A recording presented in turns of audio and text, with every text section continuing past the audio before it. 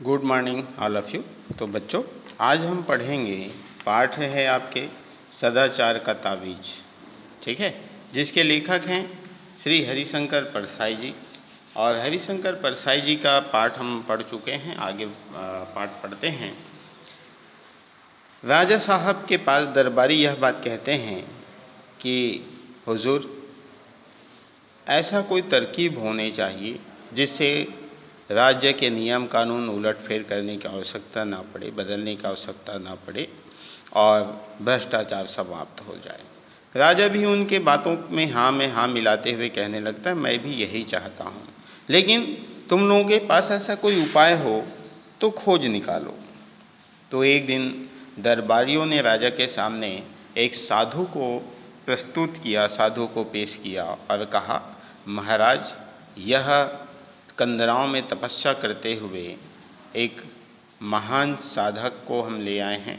ये तपस्या कर रहा था कंदराओं में, वहाँ से उठा कर ले आए हैं। इन्होंने सदाचार का ताबीज बनाया है, मंत्रोपचार से सिद्ध किया है सदाचार की ताबीज, और उसके बांधने से आदमी एकदम सदाचारी हो जाता है। साधु ने अपने झोले से एक ताबीज निकाल कर राजा को दिया। राजा ने उसे देखा, बोले, हे साधु, इस ताबीज के विषय में मुझे विस्तार से समझाओ, विस्तार से बताओ। आखिर ये सदाचारी, इसे पहनकर लोग जो हैं सदाचारी कैसे हो जाता है, कैसे हो जाएंगे। साधु ने समझाया, महाराज, भ्रष्टाचार और सदाचार मनुष्य की आत्मा में विद्यमान होता है, यह बाहर की कोई वस्तु नहीं है।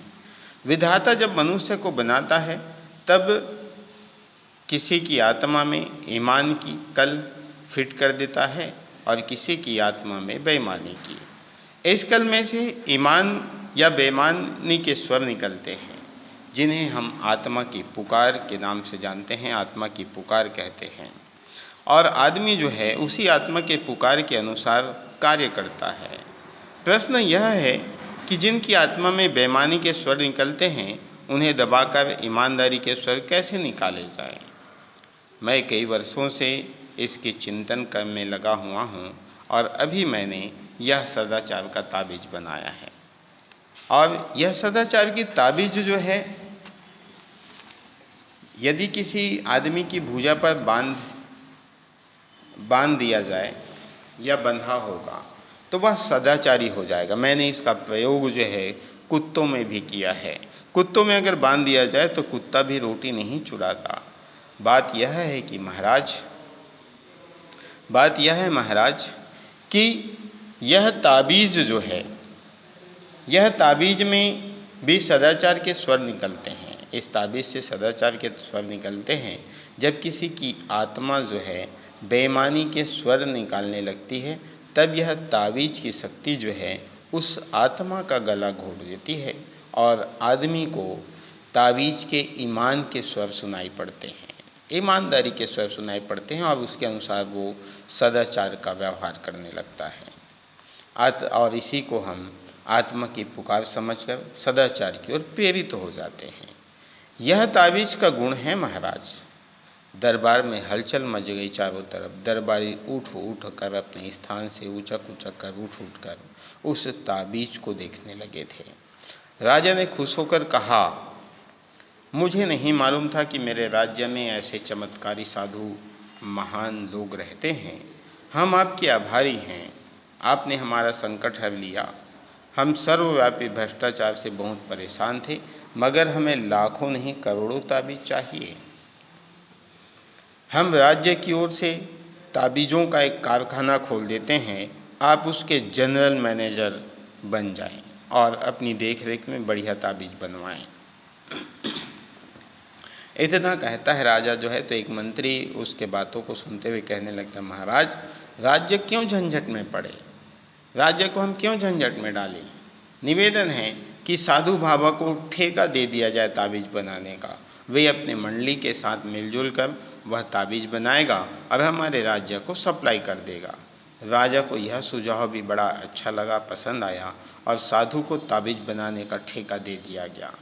उसी समय उन्हें 5 करोड़ रुपए जो है एडवांस के रूप में, पेशगी के रूप में कारखाने बनाने के लिए मिल गए। राज्य के अखबारों में खबरें छपी, सदाचार के ताबीज की खोज, ताबीज बनाने का कारखाना खुला है।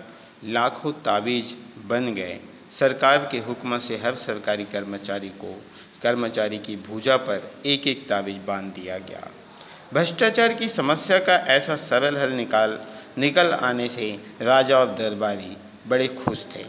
एक दिन राजा की उत्सुकता जागी और उत्सुकता में आकर वह सोचा कि देखो तो कि यह ताबीज कैसे काम करता है, चलो जाकर देख लिया जाए। वह भेष बदल कर अन्य रूप धारण करके अपना भेष बदल कर उस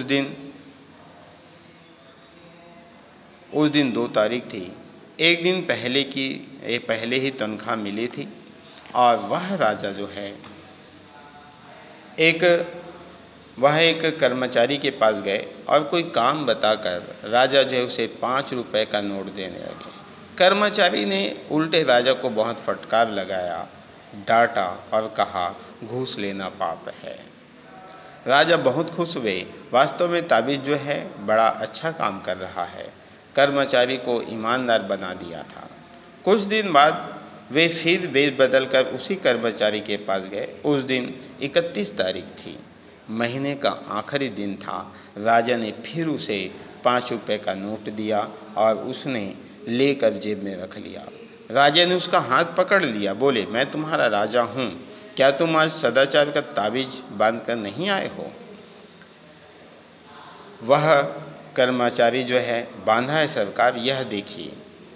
ऐसा कहकर वह अपना आस्तीन चढ़ाकर वह ताबीज जो है राजा को दिखाने लगता है। राजा जो है असमंजस में पड़ गया कि आखिर यह ताबीज पहना हुआ है तो इन्होंने रिश्वत कैसे ले लिया, फिर ऐसा कैसा हो गया।